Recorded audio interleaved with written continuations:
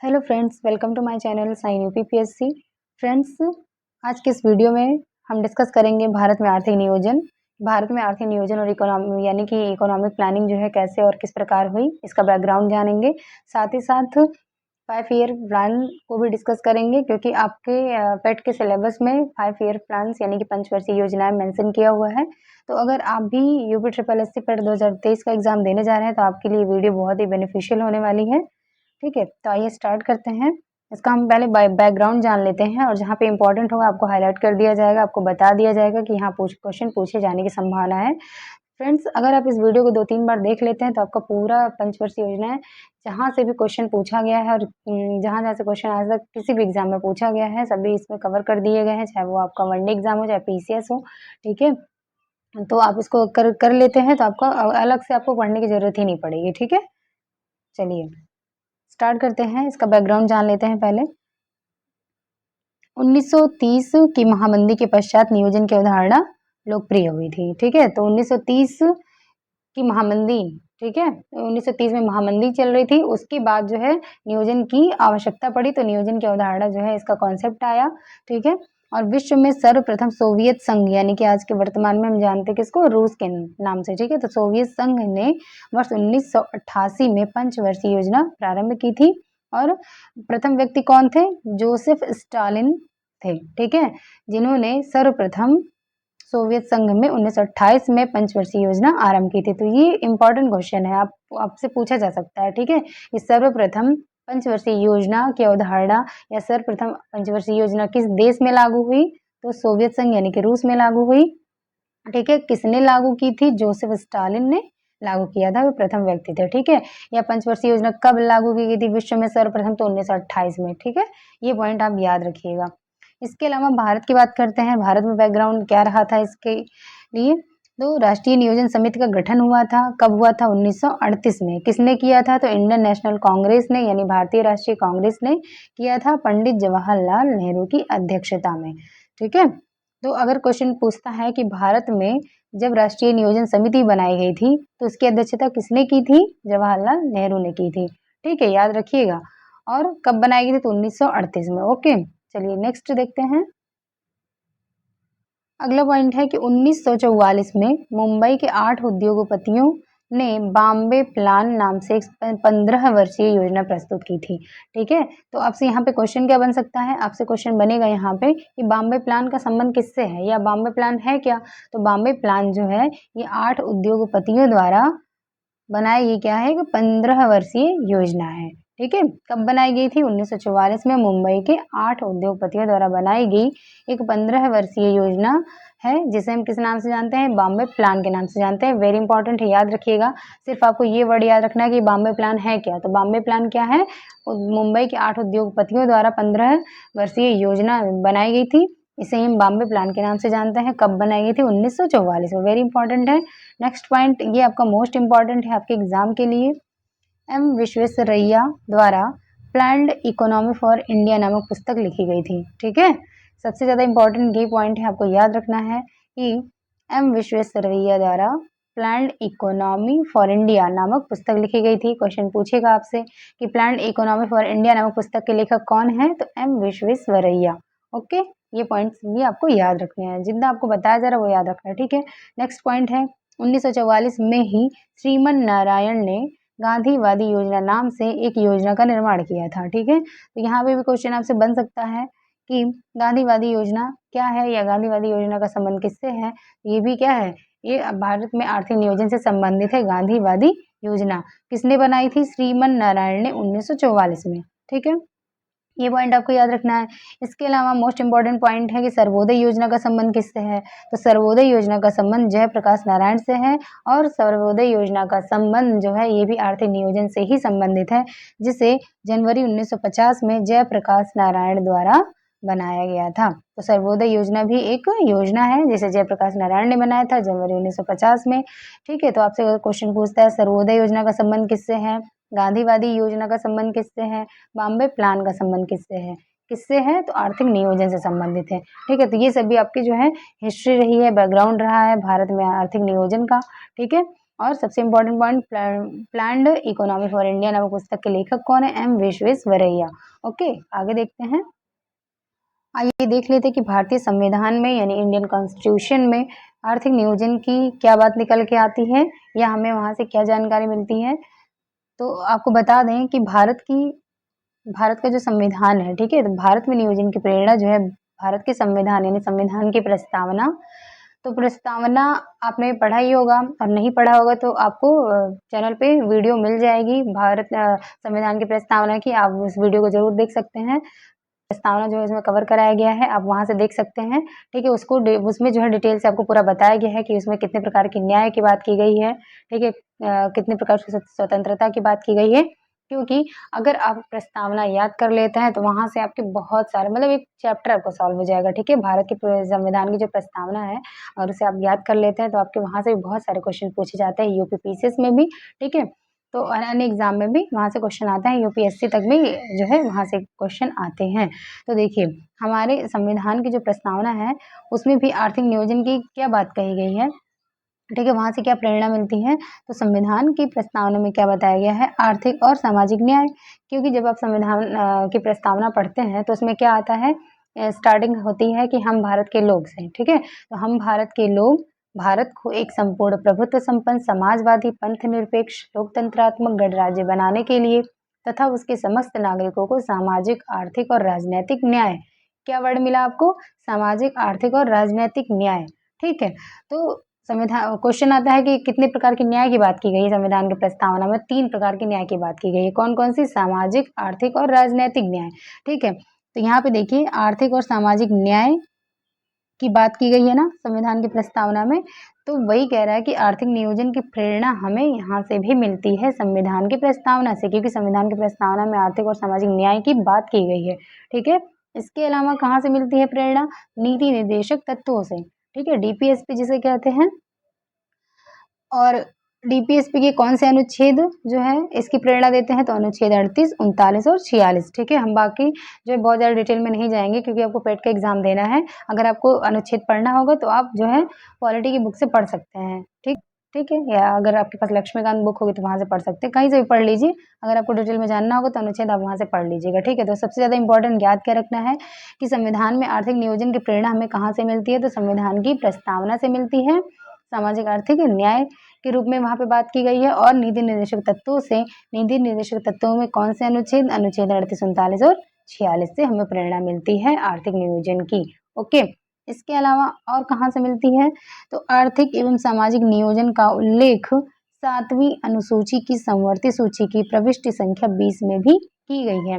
Very important line है, question बन सकता है यहाँ से आपका, ठीक है, कि जो है सामाजिक और आर्थिक नियोजन की बात संविधान में या किस अनुसूची में की गई है, तो 7वीं अनुसूची में की गई है, 7वीं अनुसूची की समवर्ती सूची में, ठीक है। आपको पता है कि 7वीं अनुसूची में 3 प्रकार की सूचियां बनाई गई हैं, कौन कौन सी है, एक संघ सूची है, राज्य सूची और समवर्ती सूची है। संघ सूची में केवल केंद्र कानून बना सकता है और राज्य सूची पर राज्य कानून बना सकता है, और समवर्ती सूची में केंद्र और राज्य दोनों ही कानून बना सकते हैं, ठीक है। तो कहाँ पे बात की गई है आर्थिक नियोजन की, आर्थिक और सामाजिक नियोजन की बात 7वीं अनुसूची की समवर्ती सूची की प्रविष्टि संख्या 20 में की गई है। वेरी इंपॉर्टेंट, याद रखिएगा, ये दोनों ही पॉइंट आपके लिए मोस्ट इंपॉर्टेंट है एग्जाम के लिए, ओके। चलिए आगे देखते हैं, देख लेते हैं नियोजन क्यों आवश्यक है, नियोजन का उद्देश्य क्या है, नियोजन किस उद्देश्य से किया जाता है या किया गया था, ठीक है। तो देख लेते हैं इसमें, निर्धनता के चक्र को समाप्त करना यानी लोगों को गरीबी से मुक्त कराना, इसलिए नियोजन आवश्यक है, ठीक है। और बेरोजगारी दूर करने के लिए भी नियोजन आवश्यक है। आधारभूत संरचना यानी इंफ्रास्ट्रक्चर का विकास करना, इसके लिए भी नियोजन आवश्यक है। और कृषि एवं उद्योग का समन्वित विकास करने के लिए भी नियोजन आवश्यक है। प्लानिंग मतलब प्लानिंग क्यों करते हैं, अगर हम कोई सिस्टमेटिक वे से कोई चीज़ करना चाहते हैं तो हमें पहले क्या करना होता है, उसकी हमें प्लानिंग करनी होती है। अगर हम बिना प्लानिंग के कुछ करेंगे तो वो जो है हमें अच्छा रिजल्ट उससे प्राप्त नहीं होगा। जैसे कि आप एग्जाम की ही तैयारी कर लीजिए, ठीक है, एग्जाम की प्रिपरेशन कर रहे हैं, अगर आप प्रीवियस ईयर क्वेश्चन नहीं देखेंगे, सिलेबस नहीं देखेंगे, मोस्ट इंपॉर्टेंट सिलेबस है, सिलेबस नहीं देखेंगे, प्रीवियस ईयर क्वेश्चन नहीं देखेंगे तो आप अंधेरे में पढ़ते रहिए, क्योंकि पढ़ने के लिए तो बहुत कुछ है, महासागर है बिल्कुल, ठीक है। हमें क्या पढ़ना है, सटीक कहाँ से पढ़ना है, क्या पढ़ना है, बस हमें एग्जाम क्रैक करना है, तो उतना ही हमें पढ़ना है। और हमारे एग्जाम में क्या पूछा जाता है वो हमें कौन बताता है, हमारा एग्जाम पैटर्न बताता है और सिलेबस बताता है। ठीक है, इसलिए सिलेबस पढ़ना किसी भी एग्जाम की तैयारी करने के पहले पढ़ना बहुत जरूरी होता है। ठीक है, आई होप आप समझ में आगे होंगी। चलिए आगे देखते हैं। तो आइए फ्रेंड्स, नेक्स्ट पॉइंट हमारा राष्ट्रीय विकास परिषद को डिस्कस कर लेते हैं। ठीक है, तो राष्ट्रीय विकास परिषद यानी कि नेशनल डेवलपमेंट काउंसिल एनडीसी, आइए इसके बारे में पूरा डिटेल में जान लेते हैं। क्वेश्चन यहाँ से भी बनेगा आपका। ठीक है, तो इसका गठन कब हुआ था? एनडीसी का, नेशनल डेवलपमेंट काउंसिल यानी राष्ट्रीय विकास परिषद का गठन कब हुआ था? ये 6 अगस्त 1952 को। तो ये डेट ना इतनी मतलब इतना इम्पोर्टेंट है ना, ये मोस्टली आप कोई भी एग्जाम का पेपर उठा के देखेंगे ना, तो आपको किसी ना किसी साल में मिल जाएगा क्वेश्चन। ठीक है, चलिए तो याद रखिएगा, बहुत ही इंपॉर्टेंट है कि राष्ट्रीय विकास परिषद का गठन कब हुआ था? 6 अगस्त 1952 को हुआ था। और एक ये भी जो है योजना आयोग या नीति आयोग की तरह संवैधानिक संस्था है, क्योंकि ये कैबिनेट के प्रस्ताव द्वारा इसका गठन किया गया था। ठीक है, तो अभी आपको मैंने बता ही दिया कि ये गैर संवैधानिक निकाय है। ओके, इसके पदेन अध्यक्ष कौन होते हैं? प्रधानमंत्री होते हैं। जैसे कि नीति आयोग के अध्यक्ष कौन होते हैं? प्रधानमंत्री होते हैं।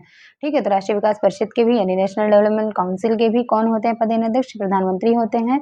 और इसके सचिव कौन होते हैं? तो नीति आयोग के सचिव ही राष्ट्रीय विकास परिषद के भी सचिव होते हैं। वेरी इंपॉर्टेंट है, याद रखना है। ठीक, और इसके अलावा एक पॉइंट है जो कि आपको याद रखना है कि सर्वोच्च मंत्री परिषद एनडीसी को किसने कहा था? तो केसरी के संथानम ने कहा था। ठीक है, सुपर कैबिनेट की संज्ञा दी थी। ठीक है, तो ये पॉइंट जो है इंपॉर्टेंट याद रखिएगा कि राष्ट्रीय विकास परिषद को सर्वोच्च मंत्री परिषद की संज्ञा किसने दी थी? सुपर कैबिनेट किसने कहा था? तो श्री के संथानम ने कहा था। ओके, याद रखिएगा, मोस्ट इंपॉर्टेंट लाइन है कि राष्ट्रीय विकास परिषद को सर्वोच्च मंत्री परिषद की संज्ञा किसने दी थी? सुपर कैबिनेट की संज्ञा किसने दी थी? श्री के संथानम ने। ओके, चलिए आगे देखते हैं। आइए देख लेते हैं कि इसका लक्ष्य क्या है या इसका कार्य क्या होता है। ठीक है, तो नीति आयोग से ये उच्च संस्थान है, यानी कि नेशनल डेवलपमेंट काउंसिल जो है वो नीति आयोग से उच्च स्थान रखता है। ठीक है, इसका लक्ष्य क्या है? नीति आयोग केंद्र सरकार तथा राज्य सरकारों के मध्य सामंजस्य स्थापित करता है। ठीक है, कौन? नेशनल डेवलपमेंट काउंसिल जो है नीति आयोग केंद्र सरकार और राज्य सरकारों के मध्य सामंजस्य स्थापित करता है। ठीक है, और इसका कार्य क्या है?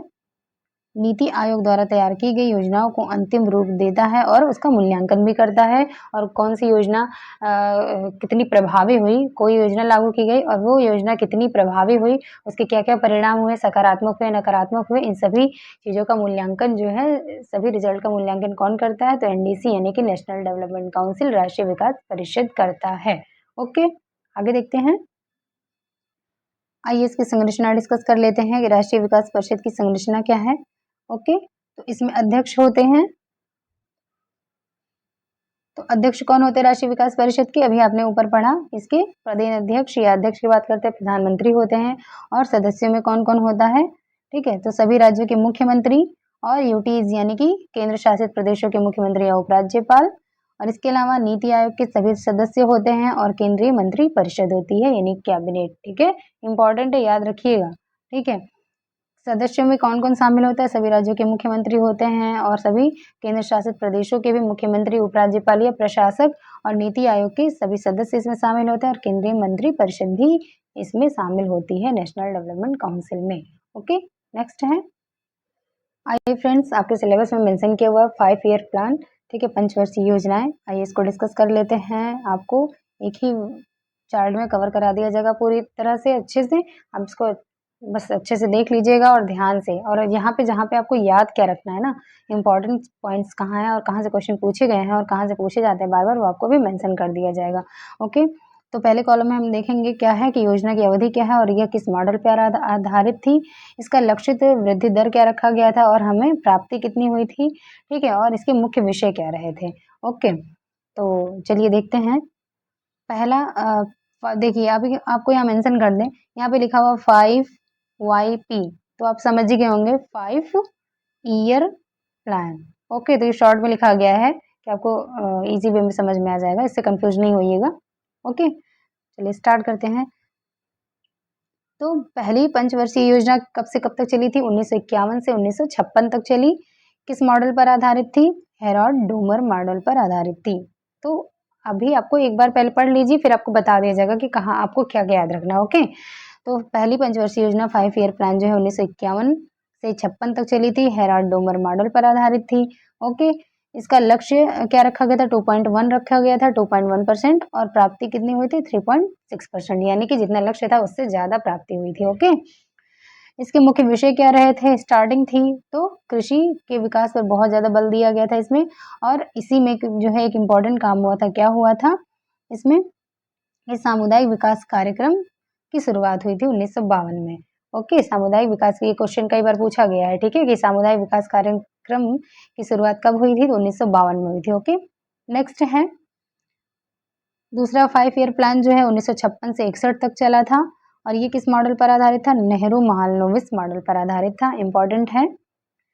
इसका लक्ष्य जो है कितना था? 4.5%। प्राप्ति कितनी हुई? 4.2%। तो इसमें जो है प्राप्ति जो हुई है वो कम हुई है। ओके, देख लेते हैं इसका मुख्य विषय क्या था। तो आधारभूत एवं भारी उद्योगों पर विकास पर बल दिया गया था इसमें, ठीक है। तो पहले में कृषि और दूसरे में उद्योगों पर विशेष बल दिया गया, ठीक है। और इसी में जो है समाजवादी ढांचे की संकल्पना प्रस्तुत की गई थी। ओके, नेक्स्ट तीसरा 5 ईयर प्लान जो है ये आपका 1961 से 66 तक चला, ठीक है। ये इतना इम्पोर्टेंट नहीं है आपके एग्जाम के लिए, पीसीएस वगैरह में पूछा जा सकता है कि ये जी सैंडी, सुकमा चक्रवर्ती और महालनोबिस मॉडल पर आधारित थी, ठीक है। और इसका लक्ष्य कितना रखा गया था? 5.6%। 2.7% इसमें प्राप्त हुआ था, तो इसमें भी कम हुआ है, ठीक है। काफी कम लक्ष्य की प्राप्ति हुई थी। और इस पर विशेष ध्यान किस पे दिया गया था? इंफ्रास्ट्रक्चर यानी कि अवसंरचना विकास पे, बुनियादी ढांचा, ठीक है, और एग्रीकल्चर यानी कि उसमें खाद्यान्न को बढ़ावा देना शामिल था। ओके, इसके बाद जो है जब 3 पंचवर्षीय योजनाएं चलती हैं, फिर चौथे नंबर पे चौथी पंचवर्षीय योजना के पहले क्या होता है? 3 वार्षिक योजनाएं आती हैं, ठीक है, जो कि 1966 से 69 तक चलती हैं, ठीक है। तो ये जो है अशोक रुद्र और एलन एस मात्रे मॉडल पर आधारित थी। तो एक योजनाएं लाई गई थी, ठीक है, 66 से 69 तक में, ठीक है। 66 से 67, फिर 68, फिर 69। तो ये 3 वार्षिक योजनाएं रही थी, एक वर्ष के लिए आई थी, ठीक है। वार्षिक योजना क्या होती है कि प्रत्येक वर्ष पे इसका मूल्यांकन किया जाएगा कि किसमें क्या सुधार हुआ, क्या उसका रिजल्ट आया, ठीक है। तो अगली वर्ष योजना कब से कब तक चली थी? 1969 से लेकर 74 तक चली, ठीक है। ये किस मॉडल पर आधारित थी? डीपी धर मॉडल पर आधारित थी। और इस समय प्रधानमंत्री कौन थी? श्रीमती इंदिरा गांधी। ओके, इसमें लक्ष्य रखा गया था 5.7% का, और इसमें लक्ष्य कितने का प्राप्त हुआ? 2.1%। इसमें भी काफी कम प्राप्ति हुई थी लक्ष्य की। ओके, इसमें विकास पर क्या फोकस किया गया था? तो स्थिरता के साथ आर्थिक विकास तथा आत्मनिर्भरता की प्राप्ति की बात की गई थी। और ये जो स्थिरता के साथ आर्थिक विकास तथा आत्मनिर्भरता की प्राप्ति है, ये किसके फार्मूले पर आधारित थी? तो गाडगिल फार्मूले पर आधारित थी। इंपॉर्टेंट है। तो अगर आपका जो है ना क्वेश्चन देता है कि चौथी पंचवर्षीय योजना जो है किस मॉडल पर आधारित थी, तो अगर ऑप्शन में होता है डीपी धर मॉडल तो भी सही है, और अगर कहता है गाडगिल फार्मूला तो भी सही है, क्योंकि जो इसका लक्ष्य रखा गया था वो गाडगिल फार्मूले के आधार पर था, ठीक है ना। ओके, नेक्स्ट है पांचवी जो है पंचवर्षीय योजना, ये 1974 से 78 तक चली थी, ठीक है। ये लियोनटिक मॉडल पर आधारित थी, ठीक है। इसमें लक्ष्य रखा सेंट, और लक्ष्य की प्राप्ति कितनी हुई थी? 4.8%। तो इसमें भी लक्ष्य से ज्यादा की प्राप्ति हुई थी। और इसमें कुछ विशेष कार्यक्रम चलाए गए थे जो कि एग्जाम के लिए बहुत ही इंपॉर्टेंट है। पहला है कि 1974 में न्यूनतम आवश्यकता कार्यक्रम चलाया गया था। 1977-78 में काम के बदले अनाज कार्यक्रम चलाया गया था। और 1977-78 में अंत्योदय कार्यक्रम चलाया गया था। वेरी वेरी इंपॉर्टेंट है, याद रखिएगा, ठीक है। काम के बदले अनाज कार्यक्रम और अंत्योदय कार्यक्रम, ये बहुत बार पूछा गया, ठीक है। न्यूनतम आवश्यकता कार्यक्रम, तीनों ही याद रखना, ओके। उसके बाद फिर से एक जो है अवकाश आता है, योजना अवकाश, जिसे हम रोलिंग प्लान के नाम से जानते हैं या अनवरत योजना के नाम से जानते हैं। 1978 से 80 तक चली थी, 2 साल के लिए, ठीक है। और ये जो आगत निर्गत मॉडल पर आधारित थी, इसका लक्ष्य कितना रखा था? 5.2%, ठीक है। तो अभी इसके बारे में आपको अलग से बताया जाएगा, जो योजना अवकाश आया था बीच बीच में, ठीक है, क्यों आया था और क्या रीजन था। ओके, पहले हम पंचवर्षीय योजनाओं को अच्छे से डिस्कस कर लेते हैं, ठीक है। चलिए आगे देखते हैं। तो नेक्स्ट योजना है आपकी छठी पंचवर्षीय योजना, ठीक है, जो कि 1980 से 1985 तक चली थी। ये आगत निर्गत मॉडल पर आधारित थी। इसमें लक्ष्य 5.2% रखा गया था, प्राप्ति हुई थी 5.4%। इसमें भी लक्ष्य से ज्यादा की प्राप्ति हुई। और इसमें एक महत्वपूर्ण कार्यक्रम चलाया गया था 2 अक्टूबर 1980 को एकीकृत ग्रामीण विकास कार्यक्रम चलाया गया था। इंपॉर्टेंट है, याद रखिएगा। नेक्स्ट देखते हैं, सातवीं पंचवर्षीय योजना जो कि 1985 से 90 तक चली थी, ये भी आगत निर्गत मॉडल पर आधारित थी। इसमें लक्ष्य 5.0% का रखा गया था, प्राप्ति हुई थी 5.8%। इसमें भी लक्ष्य से ज़्यादा की प्राप्ति हुई। इसमें देखिए क्या इसका मुख्य विषय रहा था, कृषि विकास प्रेरित समृद्धि और भोजन काम तथा उत्पादन का इसमें नारा दिया गया था। ओके, इसके बाद फिर जो है सातवीं पंचवर्षीय योजना के बाद फिर से योजना अवकाश आता है, जो कि आपका 1990 से 92 तक चलता है। ठीक है, नेक्स्ट देखते हैं इसमें आठवीं पंचवर्षीय योजना जो कि 1992 से 97 तक चली थी और जॉन डब्ल्यू मूलर मॉडल पर आधारित थी। लक्ष्य 5.6% रखा गया था, 6.68% की प्राप्ति हुई थी। इसमें भी ज़्यादा की ही प्राप्ति हुई। ठीक है, लक्ष्य से। और इसमें लक्ष्य क्या रखा गया था, मानव संसाधन विकास और 15 से 35 वर्ष आयु समूह में निरक्षरता का उन्मूलन करना इसका लक्ष्य रखा गया था। इंपॉर्टेंट है। नेक्स्ट है नौवीं पंचवर्षीय योजना 1997 से 2002 के बीच चलाई गई थी। ये भी आगत निर्गत मॉडल पर आधारित थी और इसमें प्राइम मिनिस्टर कौन थे, अटल बिहारी वाजपेयी थे। नौवीं पंचवर्षीय योजना के दौरान यानी 1997 से 2002 के बीच। ओके, इसमें लक्ष्य रखा गया था 6.5%, प्राप्ति कितनी हुई थी 5.5% की। इसमें भी लक्ष्य से कम प्राप्ति हुई है। और इसमें के मुख्य विषय क्या थे, तो सामाजिक न्याय और समानता के साथ आर्थिक समृद्धि और महिला अंश योजना इसमें स्टार्ट की गई थी। ओके, नेक्स्ट योजना है 10वीं पंचवर्षीय योजना जो कि 2002 से 7 तक चली थी।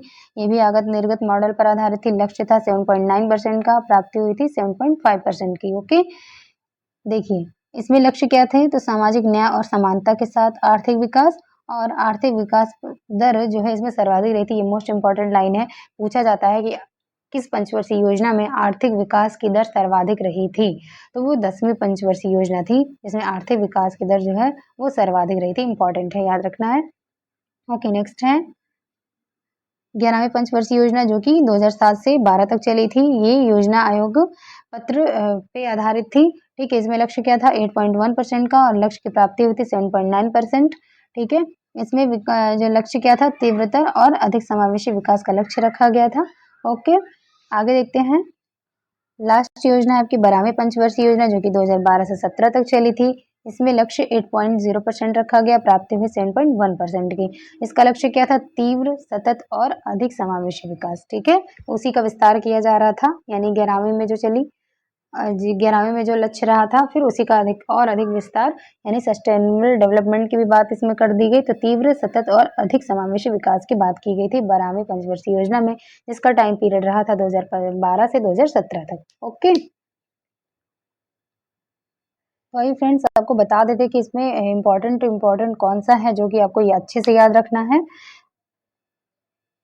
तो देखिए पहली योजना जो है डोमर मॉडल पर आधारित थी। ठीक है, और इसको देखिए आप इसको ना क्रम से अच्छे से दिमाग में बैठा के याद कर लीजिए। ठीक है, अच्छे से जो है ना एक बार माइंड कॉन्सेंट्रेट करके इसको अच्छे से याद करने की कोशिश करिए। बहुत ज़्यादा बर्डन मत लीजिएगा, नहीं तो कंफ्यूज हो जाएंगे और याद कुछ नहीं होगा। आप एक बार लिख के अच्छे से याद कर लेंगे ना इसका टाइम पीरियड, तो आपको अच्छे से याद हो जाएगा, क्योंकि क्रम से ही है। बस आपको बीच बीच में ध्यान का रखना कि योजना अवकाश कब आया था। 3 बार आया है, कुल 3 बार आया। ठीक है, तो आपको इम्पोर्टेंट क्या है याद रखना है इसमें। देखिए पहली पंचवर्षीय योजना जो हेराल्ड डोमर मॉडल पर आधारित थी, कई बार पूछा गया है, ये याद रखना है कि किस मॉडल पर आधारित थी, कौन सी योजना। ठीक है, तो आपका पहला याद रखना है हेराल्ड डोमर मॉडल पर पहली पंचवर्षीय योजना आधारित रही है। ठीक, और इसमें कौन सा पॉइंट याद रखना है कि सामुदायिक विकास कार्यक्रम कब चला गया, 1952 में। ओके, पहले का जो लक्ष्य कितना रखा गया था 2.1%, प्राप्त कितना हुआ था 3.6%। वेरी इंपॉर्टेंट है, कई बार पूछा गया है पहला घाट, तो पहले का जरूरी याद रखना है। नेक्स्ट है दूसरी पंचवर्षीय योजना किस मॉडल पर आधारित थी, नेहरू महालनोबिस मॉडल पर आधारित थी। कब से कब तक चली, 1956 से 61 तक चली थी। ठीक है, और ये हो गया। और फिर तीसरा जो है आपका तीसरी पंचवर्षीय योजना कब से कब तक चली थी, 1961 से 66 तक चली थी। ठीक है, और इसमें लक्ष्य क्या रखा गया था, इंफ्रास्ट्रक्चर और एग्रीकल्चर। तो इतना ही इंपॉर्टेंट है। इसके अलावा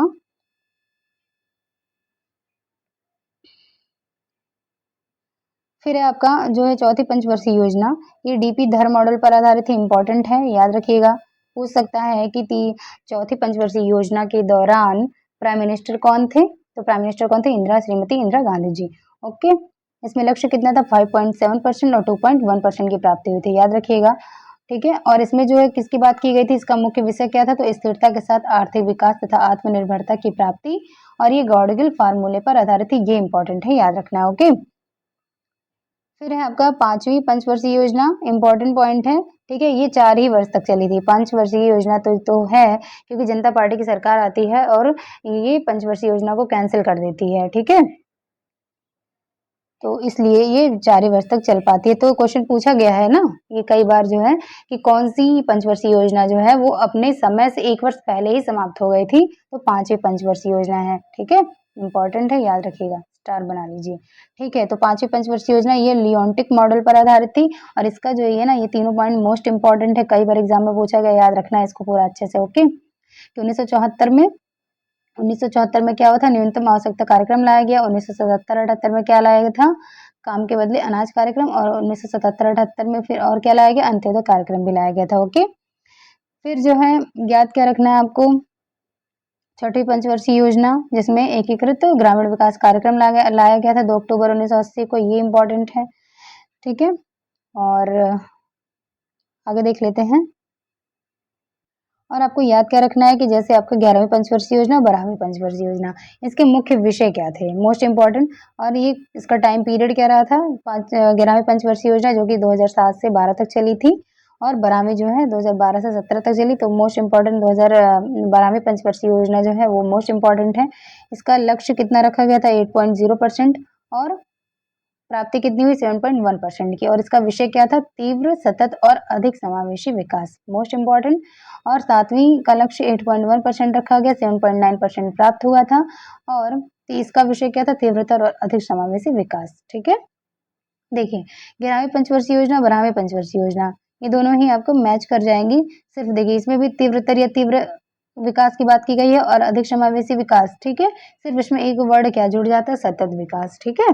तो 11वीं और 12वीं पंचवर्षीय योजना का मुख्य विषय दोनों सेम ही है, सिर्फ इसमें आपका सस्टेनेबल डेवलपमेंट भी जुड़ जाएगा 12वीं पंचवर्षीय योजना में। ओके, तो आई होप फ्रेंड्स आपको 5 ईयर प्लान जो है अच्छे से समझ में आ गया होगा और आपको क्लासेस बहुत अच्छी भी लगी होंगी और बेनिफिशियल भी होंगी और आप इसको 2-3 बार अच्छे से देख लीजिएगा। नेक्स्ट वीडियो में हम इससे कुछ इंपॉर्टेंट क्वेश्चन जो कि प्रीवियस ईयर के हैं, पूछे गए हैं, आपको वो फैक्ट के रूप में कवर करा दिए जाएंगे। आप उसको जरूर सारा लगा लीजिएगा, क्वेश्चन मोस्ट इंपॉर्टेंट है, ठीक है।